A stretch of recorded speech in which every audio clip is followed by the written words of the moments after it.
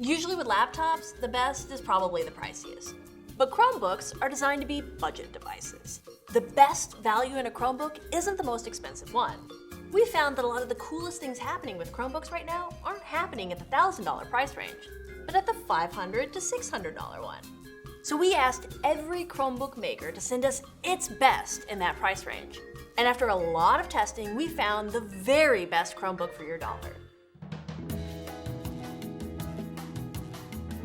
Of all the Chromebooks I tested, it's the Asus Chromebook Flip C434. What's surprising about this laptop is that it isn't the fastest, it's not the cheapest or the most expensive, it's not even the best when it comes to battery life. But it's a joy to use, and for most people, that makes it the perfect Chromebook. Now, how did I get to that point? I'm not gonna lie, it involved a lot of boring charts. I benchmarked these things, I battery tested them, I compared specs and prices. That was all even before I started actually using them.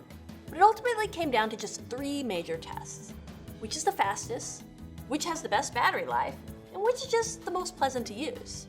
The Asus technically only won one battle, but don't worry, there's still a lot of very good reasons for why it won overall. It's gonna be great. Test 1, feel. Now how on earth can I say the Asus is the best Chromebook for most people? Because the Asus Chromebook Flip is an attractive, slim, and virtually bezel-free beauty.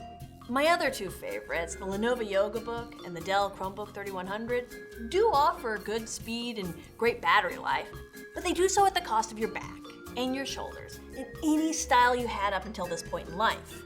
When it comes to using a laptop daily, the Asus is the only one that really feels like a much more expensive product. Of all the Chromebooks I tested, this was the only one that actually felt like a real joy to use. That makes the Asus Chromebook Flip our winner, baby.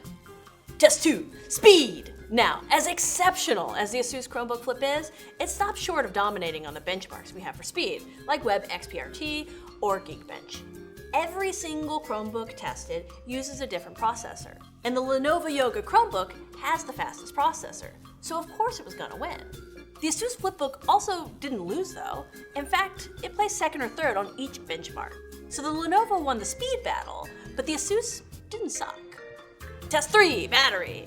The Asus didn't suck for battery life either. Testing the battery life on the Chromebooks was just like testing any other laptop, tablet, or phone at Gizmodo.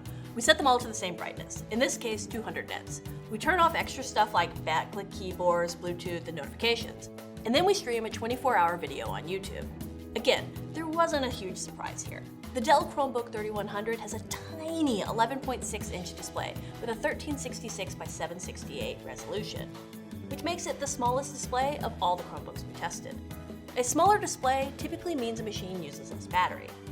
Dell also has a long-standing reputation for making the longest-lasting batteries in laptops, which is why we weren't surprised that the Chromebook 3100's battery lasted over 13 hours. Incredible!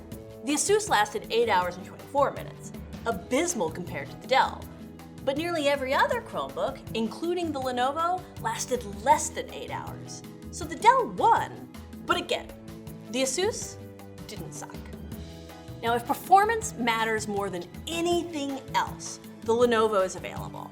But with some of the worst battery life and a huge chassis, I wouldn't recommend it. Meanwhile, the Dell crushes the competition in battery life, but it's way slower and has one of the lousiest displays. So even though the Asus didn't win every battle, it came pretty close. More importantly, it won the most crucial one, because it's the only Chromebook that actually feels like a joy to use every day.